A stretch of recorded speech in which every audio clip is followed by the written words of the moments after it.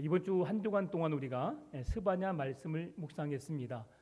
스바냐 1장 1절에서 말씀해 준 것처럼 스바냐 선지자는 요시야 왕의 시대 때 활동했던 선지자입니다. 요시야 왕과 스바냐 선지자는 히스기야 왕의 증손주로서 그 시대에 맞는 사역을 지금 감당하고 있습니다. 요시야 왕은 8살 때 왕이 되었습니다.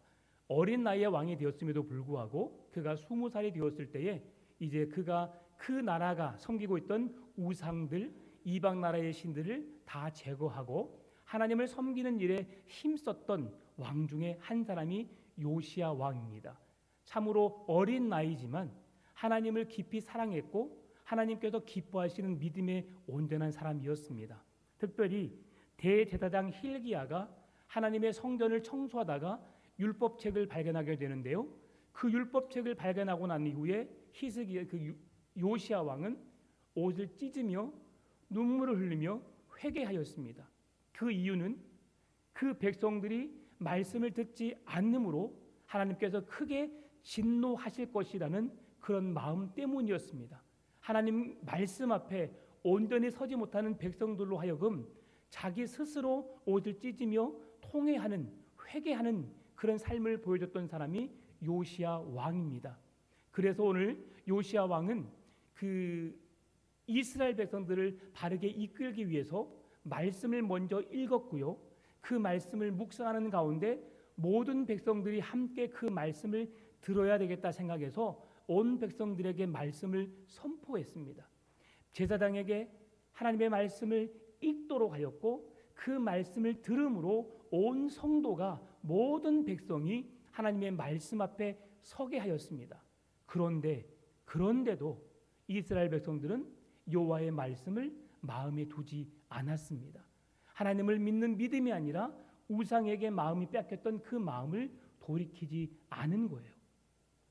그러한 상황 속에 있는 그 백성들에게 오늘 스바냐 선지자가 1장에서 하나님의 거룩한 백성들로 하여금 하나님의 심판이 있을 것을 예언하였습니다. 그리고 2장에서는 이방 백성들을 향한 하나님의 진노가 있을 것을, 그리고 다시금 3장에 와서 하나님의 심판이 임하게 되는데 그럼에도 하나님께서 사랑하시는 그 백성들, 그들에게는 심판이 아니라 구원을 베푸실 것이고, 그리고 그를 믿지 않는 자들에게 계속해서 하나님의 심판이 임할 것을 오늘 3장에서 말씀해 주고 있습니다. 그래서 오늘 본문의 제목이 뭐예요?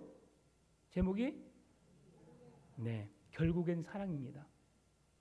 하나님은 우리에게 그 사랑을 놓지 않으십니다. 그 사랑이 무엇인지 오늘 말씀을 살펴보면서 함께 은혜를 나누기를 원합니다. 오늘 본문의 말씀을 우리가 9절부터 20절까지 읽었는데 그 말씀을 이해하기 위해서 오늘 3장 1절 2절 말씀 우리 같이 읽어볼까요? 폐역하고 더러운 곳 포악한 그 성읍이 화 있을진저 그가 명령을 듣지 아니하며 교훈을 받지 아니하며 여호와를 의뢰하지 아니하며 자기 하나님에게 가까이 나아가지 아니하였도다. 아멘. 지금 이것이 이스라엘 백성들의 현 주소였습니다.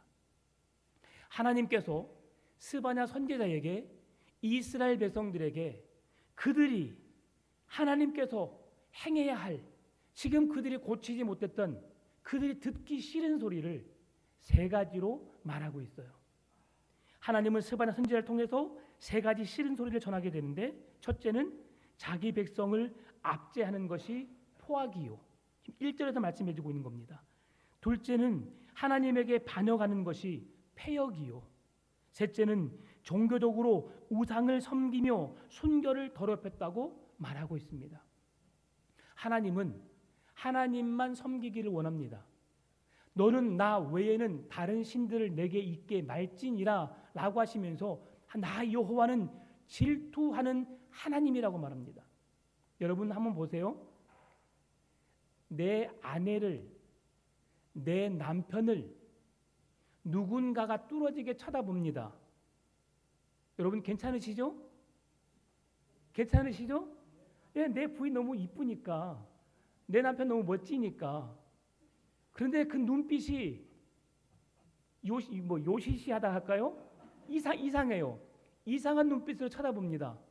그래도 가만히 있을 거예요? 뭔가 이상합니다. 그렇지요. 괜히 빼앗길 것 같고 아무 일도 일어나지 않는데 우리의 마음에 질투가 일어납니다. 여러분은 워낙 담대하시니까 그렇지 않겠지만 결혼하고 제 아내가 다른 남자들하고 이야기하면 제가 괜히 질투가 나요. 나에게 좀 저렇게 다정하게 말해주지. 응? 나에게 좀 이렇게 사랑스럽게 말해주지. 나는 평소에 나는 그걸 느끼고 있지만 내 마음속에 시샘이 있으니까 그게 좋게 여기지 않는 거죠. 지금 이들의 마음속에 하나님께서 그들을 사랑하시는데 사랑의 메시지를 전하고 있는데 이 백성들이 그 말씀을 듣지 않고 있어요. 저는 지금 역으로 사랑하는 아내를 누군가가 대화했을 때 내가 질투하는 마음으로 여겼지만 하나님은 질투하는 마음이 아니라 실제로 보면 그들을 하나님께로 돌아오게끔 하기 위해서 오히려 하나님이 더 애타하시고 기다리고 계시는 하나님의 마음을 오늘 우리에게 표현하고 있어요. 지금 3장이 그런 말씀입니다. 1장에서 여호와의 말씀을 듣지 않는 지금 3장 1절 2절에서 말씀해 주고 있는 것처럼 그들이 하나님을 멀리하고 있고 하나님의 말씀을 듣지 않고 있고 하나님께로부터 멀어져 있는 그들을 향해서 하나님이 마음 아파하고 있지만 실제로 3장의 메시지는 그 백성들이 내게 돌아오기를 지금 하나님께서 백성들을 향한 사랑을 포기하지 않았음을 우리에게 표현해 주고 있는 메시지예요. 우리는 내가 사랑하는 사람을 잃을까 봐 우리가 두려워하고 있고 또 초조해하고 있지만 하나님은 그 백성들의 사랑을 향한 그 백성들을 향한 그들이 확실하게 돌아올 것에 대한 확신의 메시지로 그 남은 자들을 구원할 것을 그 남은 자들에게 하나님의 사랑을 누리게 할 것을 오늘 우리에게 선포하고 있다는 사실이에요. 그래서 오늘 본문의 7절 말씀 보게 되면 내가 이르기를 너는 오직 나를 경외하고 교훈을 받으라 그리하면 내가 형벌을 내리기로 정하기는 하였지만 너의 거처가 끊어지지 아니하리라 하였으나 그들이 부지런히 그들의 모든 행위를 더럽게 하였느니라. 하나님의 마음은 계속해서 그들을 품고 싶고 그들을 기다리면서 맞이해주고 싶은데 여전히 그들은 하나님께로 가까이 나아오지 못하는 모습을 보이고 있어요.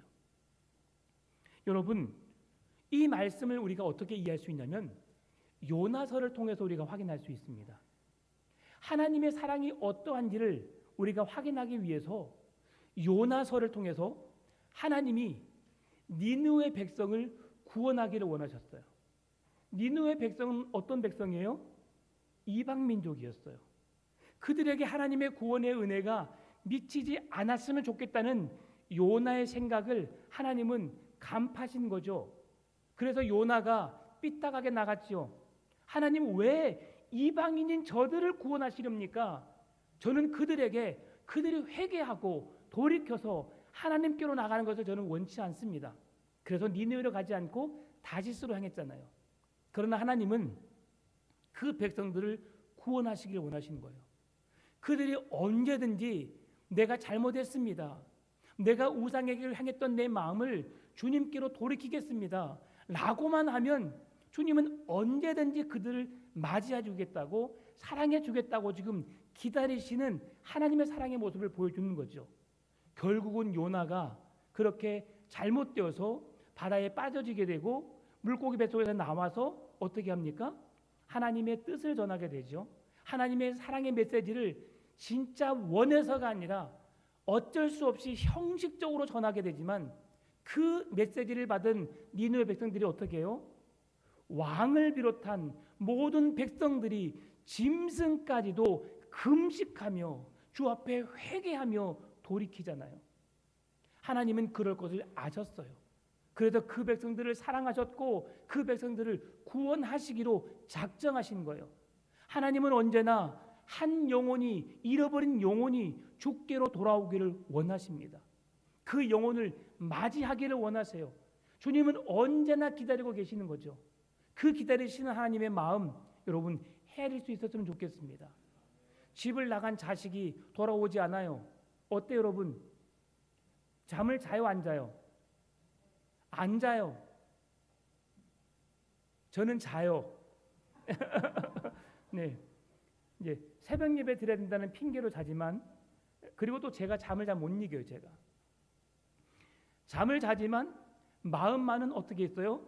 집에 돌아오지 않는 자녀가 돌아왔는지에 대한 관심은 있어요. 이게 부모의 마음이죠. 그러나 하나님은 졸지도 주무시지도 않으시고 우리를 눈동자처럼 지켜보고 계신 분이 하나님이십니다. 오늘 지금 그 사랑을 이스라엘 백성들에게 표현하고 싶은 거예요. 그 사랑을 확인하고 싶으신 거예요. 그래서 오늘 본문 9절 말씀 보게 되면 그때에 내가 여러 백성의 입술을 깨끗하게 하여 그들이 다 여호와의 이름을 부르며 한 가지로 나를 섬기게 하리니. 하나님이 그 백성들에게 어떻게 하시겠다고요? 여러 백성의 입술을 깨끗하게 하여 그들이 다 여호와의 이름을 부르며 한 가지로 나를 섬기게 하겠다. 여러분, 여기에서 입술을 깨끗하게 한다는 단순히 말을 좋게 한다는 의미가 아닙니다. 하나님을 구원하는 자들의 마음을 깨끗하게 변화시킨다는 말씀이에요. 우리의 삶에, 우리의 존재의 변화는 우리의 입술의 언어부터 시작됩니다. 언어의 변화로 나타나게 되는데요, 우리가 예수님을 진정으로 만나게 되면 우리의 언어가 바뀌게 돼요. 우리의 말이 바뀌게 됩니다. 여러분, 대화를 하다 보면 저 사람 그리스도인이네 라고 알 수 있는 단어가 뭔지 알아요? 감사합니다예요. 세상 사람들은 잘 감사합니다를 잘 말 안 합니다. 우리는 늘 감사합니다가 우리 삶에 익숙해져 있어요. 우리가 예수님을 진짜 만나게 되면 우리의 언어가 어떻게 달라지는가? 사람을 죽이는 말이 아니라 살리는 말을 하게 됩니다. 남을 저주하는 말이 아니라 격려하는 말을 하게 되고요, 거짓을 말하는 것이 아니라 진실을 말하게 되고, 교만한 말이 아니라 겸손한 말을 하게 됩니다. 그러면서 우리의 삶에 감사와 찬양이 넘치는 고백의 삶을 살게 되는 것이죠. 그래서 여기서 말하는 내가 여러 백성의 입술을 깨끗하게 하여라고 하는 말씀은 우리의 부정적인 요소가 사라지고 긍정적인 메시지의 말을 하게 되는데, 그 원어적인 의미가 뭐냐면 하나님이 세상을 창조하셨을 때에 사람을 만드시고 보시기에 심히 좋았더라는 모습으로의 회복을 말씀하시는 거예요. 아담과 하와가 죄를 짓기 전 하나님이 창조하신 완벽한 완전한 그 존재 자체 그대로를 주님이 회복하기를 원하신다는 거예요. 우리가 미워하고 남을 저주하고 남을 진노하고 그런 말이 아니라 사랑하고 격려하고 위로하고 사랑해 주는 말, 하나님이 창조하신 우리의 입술의 모습으로 돌아오기를 주님이 원하신다는 거예요. 그게 바로 우리에게 있었던 여러 백성의 입술을 깨끗하게 한다는 말씀입니다. 그래서 오늘 11절부터 유다 백성을 하나님은 2인칭으로 그들을 호칭합니다. 그래서 본 단락에서 다루는 주제가 뭐냐면 이스라엘의 남은 자예요. 지금 11절부터 시작되는 말씀이 이스라엘의 남은 자에 대한 말씀을 하고 있는 겁니다. 이스라엘의 남은 자, 그들이 누구일까요? 수많은 여러 가지 많은 어려움 속에서 아수르로 끌려가게 되고 바벨론의 포로로 끌려가게 되는 가운데 그곳 가운데 신앙을 지켜서 하나님의 거룩한 백성으로 남은 자, 우상으로부터 멀어지고 하나님의 거룩한 말씀 앞으로 더 가까이 나아오는 자, 이들을 향해서 남은 자라고 말합니다. 사랑하는 성도 여러분, 이 시대에 남은 자들이 되시기를 바랍니다. 하나님의 구원이 있고 하나님의 은혜가 있고 하나님의 말씀이 있고 성령의 능력 안에 살아가는 이 땅의 남은 자들이 되시기를 바랍니다. 그 남은 자들에게만 하나님의 구원의 은혜가 있어요. 이 남은 자들에게 하나님이 어떻게 그들을 생각하시는지 뒤에 나오는 말씀을 통해서 함께 나누기를 원합니다. 여러분, 하나님이 그 남은 자들을 찾아서 구원하시기를 원하세요. 그 남은 자들에게 하나님의 사랑을 그들에게 마음껏 펼치시기를 원하세요. 누가요? 하나님이요.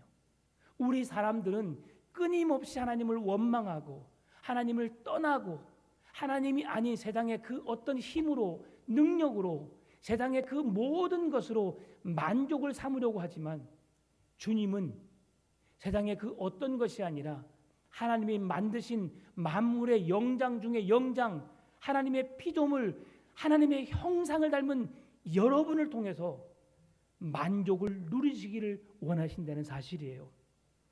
그래서 그 날에 유다는 회복의 변화를 맞게 되는데요. 예루살렘이 맞이하게 될 회복은 세 가지로 말씀하고 있습니다.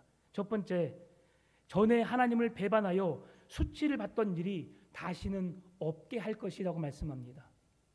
아수르에 의해서 흩어지게 되고 바벨론을 포로로 끌려가서 하나님의 이름이 저 땅에 떨어지는, 실제로 그 이방의 나라에 하나님의 이름이 온데간데 없어지는, 왜 그렇습니까? 전쟁에서 패하게 되면 그 패한 나라의 신은 그 승리한 나라의 신 밑으로 귀속되는 거예요. 그 존재를 찾을 수가 없는 거죠. 그 나라를 점령한 나라가 섬기고 있는 나라의 신을 아예 섬기지 말라고 명하면 전혀 섬길 수 없는 거예요. 그렇게 되었던 그들에게 다시는 배반하는 일, 수치를 당한 일이 없을 것이다. 하나님이 그 백성들을 건져주시겠다는 거예요. 예루살렘은 줄곧 율법을 거부해 왔습니다. 하나님의 권위에 반역해 왔어요. 자아도취에 빠졌던 아수르처럼 모든 성공과 번영이 자기 능력으로 일어난 것처럼 의기양양했어요. 그런 백성들에게 하나님의 교만을 물리치시고 그 하나님의 때가 되어서 회복되는 그 날에는 하나님을 배반하는 일, 하나님의 거룩한 백성들이 다른 민족에 의해서 수치를 당하는 일이 없게 하시겠다. 이것이 하나님께서 그 백성들을 책임져 주신다는 뜻입니다. 둘째, 가난하고 곤고한 이들이 여호와의 이름 안에서 피난처를 구할 것이라고 말씀합니다. 11절에서 내 가운데 교만한 자들을 제거하시고 12절에서 내 가운데서 가난하고 곤고한 자들을 남겨두실 것이라 말씀하시는데, 그 곤고한 자들, 피곤한 자들, 궁핍한 자들, 힘들고 지쳐있는 자들에게 위로가 되고 힘이 되는 이름이 있어요. 바로 그 이름이 여호와의 이름입니다. 만군의 여호와, 스스로 계신 자, 우리들을 사망에서 죄악에서 건지는 자, 우리에게 영원한 생명을 주시는 자, 그의 이름이 여호와입니다. 그 백성들로 하여금 여호와의 이름으로 위로를 얻고 여호와의 이름으로 살아갈 수 있도록 그들 백성들을 함께 하나님이 하시겠다는 것입니다. 세 번째로, 이스라엘의 남은 자는 경건한 삶을 살게 될 것을 말씀하고 있습니다. 이스라엘의 남은 자, 끝까지 믿음을 지키는 자, 하나님 편에 서 있는 자, 우상을 떠나고 세상의 죄악을 떠나고 세상의 이방 신을, 이방 나라의 힘을 의지했던, 세상의 것을 의지했던 것을 다 내려놓고 하나님이 나의 힘입니다, 하나님이 나의 능력입니다, 하나님이 나의 전부이십니다 라고 고백하는 자들에게 경건, 하나님을 예배하고 하나님의 은혜에 감사하고 하나님을 찬미하는 그 일이 우리의 삶 속에 넘치도록 부어주실 것을 말씀하고 있다는 사실입니다. 하나님께서 우리와 함께 하심에 우리는 두려울 것이 없고요, 하나님께서 우리를 푸른 조당 맑은 시냇물가로 인도하시기 때문에 우리는 그곳에서 날마다 하나님의 그 크신 은혜와 사랑을 날마다 찬송하며 감사하며 살 수밖에 없는 것이죠. 하나님이 그 백성들을 그렇게 지키시는데, 그 은혜로 인해서 그 백성들이 어떻게 살아가느냐 14절이 말씀합니다. 시온에 따라 노래할지어다. 이스라엘아 기쁘게 부를지어다. 예루살렘 따라 전심으로 기뻐하며 즐거워할지어다. 우리를 구원하신, 우리를 그 어떤 어려움에서 수치를 당하지 않게 하실, 우리를 경건의 삶에 이르게 하시고 하나님과 함께 하시도록 만드는 그 백성들에게 하나님이 원하시는 게 뭐예요? 시온에 따라 노래할지어다. 이스라엘아 기쁘게 부를지어다. 따라 전심으로 기뻐하며 즐거워할지어다.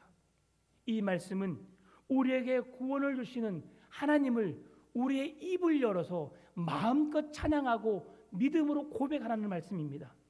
수치스러운 입술이 찬양의 입술로 바뀌고 격려의 입술로 바뀌고 위로의 입술로 바뀌고 칭찬의 입술로 바뀌고 사랑의 입술로 바뀌기를 원하시는 거예요.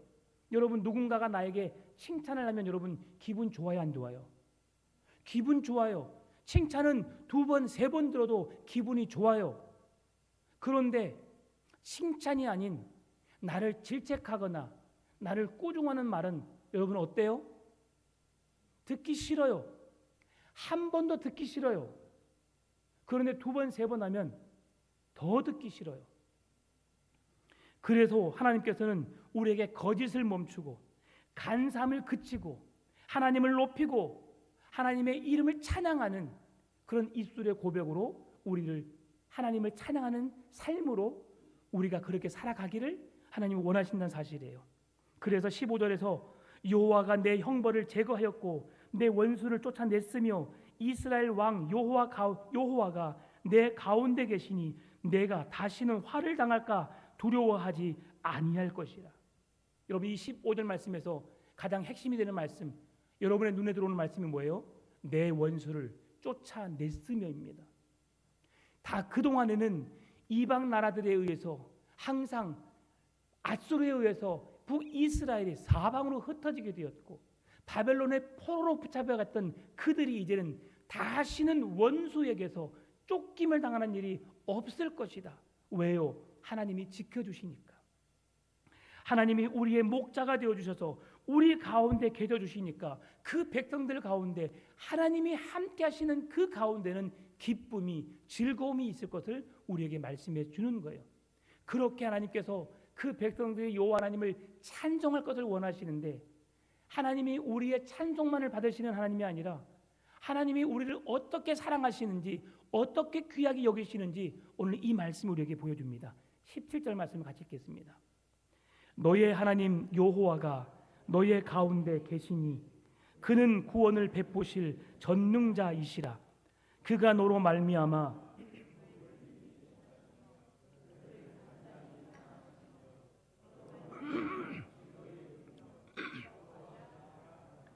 아멘. 너의 하나님 여호와가 너희 가운데 계시니 우리가 죄로부터 멀어지고 우상으로부터 멀어지고 하나님을 가까이하고 우리의 입술을 통해서 하나님을 찬미하고 감사의 생활로 우리의 입술에 변해서 남을 저주하는 말이 아니라 악한 말이 아니라 기쁨의 말, 희망의 말, 소망의 말, 위로의 말, 사랑의 말, 그 말로 변화되어서 우리의 입술에 감사와 찬양이 끊이질 않을 때에 하나님이 우리를 더없이 사랑해 주시는데 오늘 하나님 여호와가 너의 가운데 계시니 그는 구원을 베푸실 전능자시라. 그가 너로 말미암아 기쁨을 이기지 못하며. 우리가 주님 편에 서 있음으로 인해서 주님이 너무 기뻐하신다는 거예요. 우리의 자녀가 출생했을 때 여러분 어찌할 줄 몰랐죠. 너무 기뻐서, 너무 이뻐서, 너무 사랑스러워서 그 아이가 어떻게 될까 봐 제대로 안지도 못했잖아요. 혹 내가 강하게 안으면 이 아이에게 쪼여져서 어려움이 있지 않을까 하면서 그 아이를 그렇게 조심스럽게 안았던 것처럼 하나님이 우리를 그렇게 사랑하신대요. 기쁨을 이기지 못하며 너무 기뻐서 그 기쁨을 주체할 수 없을 만큼의 기쁨으로 우리를 귀하게 여기신다는 사실이에요. 이 말씀을 이해를 돕는 성경 말씀이 신약 성경에 있어요. 바로 탕자의 비유예요. 여러분, 탕자가 아버지의 재산을 절반을 가지고 세상으로 나아갔어요. 오늘날로 말하면 네 가지 없는 놈이죠. 버르장머리가 없는 놈이에요. 어떻게 아버지가 자기에게 줄지 안 줄지도 모르는데 그 재산을 버릇없이 아버지의 재산을 절반 내게 주십시오라고 당당하게 요청하고 그 재산을 가지고 세상으로 나아가 버렸어요. 사업을 하는 것도 아니고 세상에서 향락에 취해서 흥청망청 쓰는 그런 못된 아들, 그 아들이 부모의 곁을 떠난 이후로부터 아버지 곁을 떠난 그 날로부터 그의 아버지가 어떻게 그를 기다리고 있어요?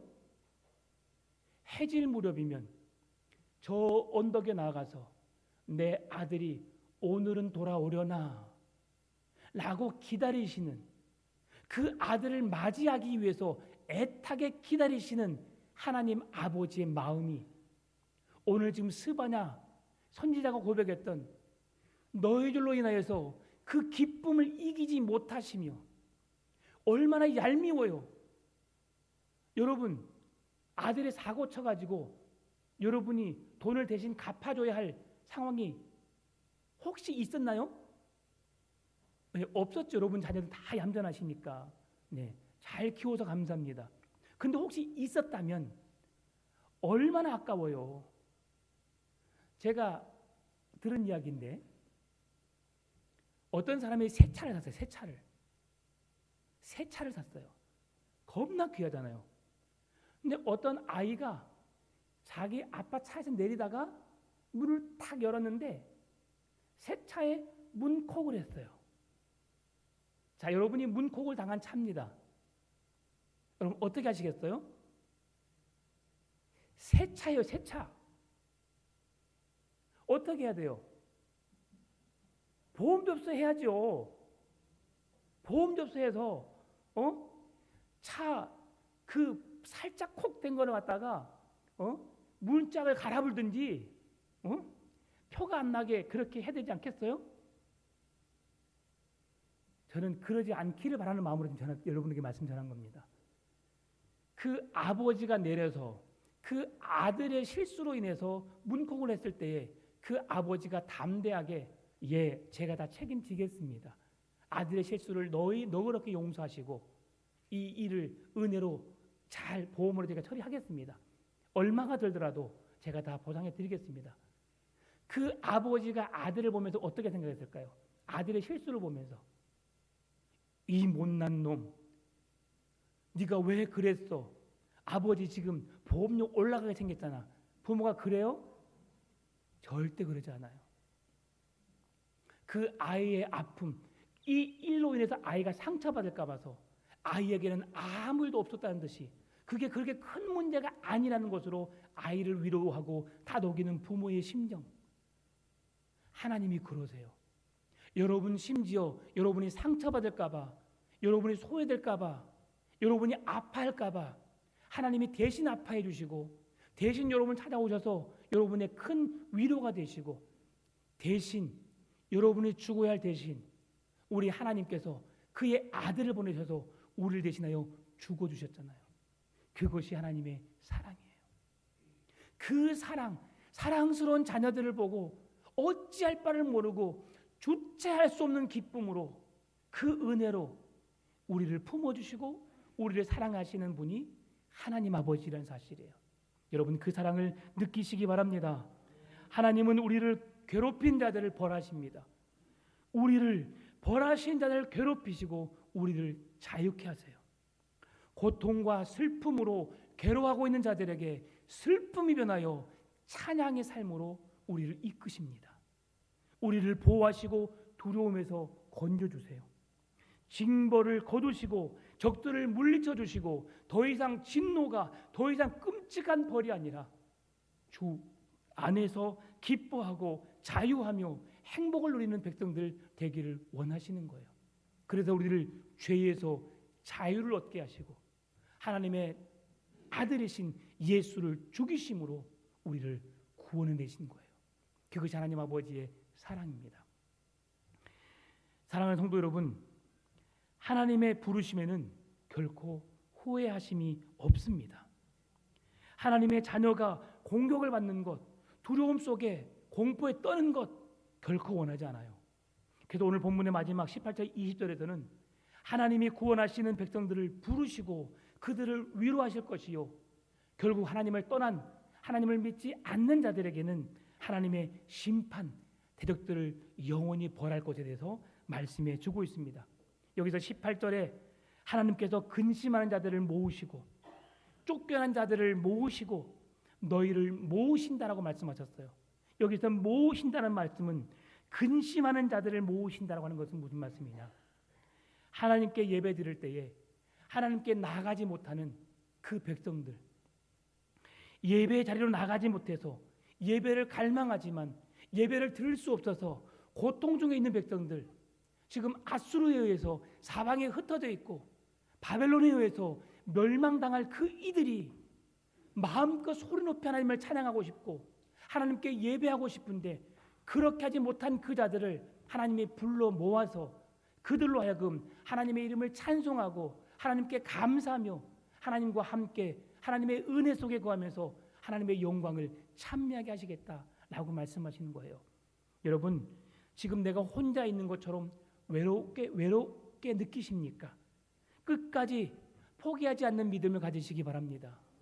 하나님께 기도했지만 하나님이 침묵하신 것 같고 내 기도를 듣지 않는 것 같고 내게서 멀어지는 것 같은 느낌이 있습니까? 내가 열심히 하나님 앞에 헌신하는데 그 누구도 알아주지 않는 것처럼 그렇게 소외되고 마음이 아프고 상처가 있습니까? 여러분, 여호와께로 나오십시오.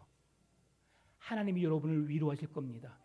하나님이 여러분의 그 크신 사랑으로 여러분을 품에 안으실 것입니다.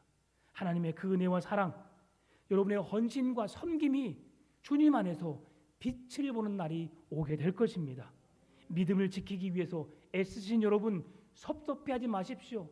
주님이 다 알고 계십니다. 사람들은 알지 못하지만 하나님은 다 아십니다. 주님만 바라보시고 주님의 은혜 안에 거하시면서 결국에는 끝까지 사랑으로 우리를 품으시고 놓지 않으신 하나님의 사랑을 기억하셔서 그 넓으신 사랑, 그 넓으신 품에 안겨서 하나님의 사랑을 느끼시고 영원한 하나님의 나라를 얻는 복된 믿음의 삶을 살아내시기를 주님의 이름으로 축원합니다. 참 좋으신 아버지 하나님, 감사합니다. 우리에게 찾아오시는 주님,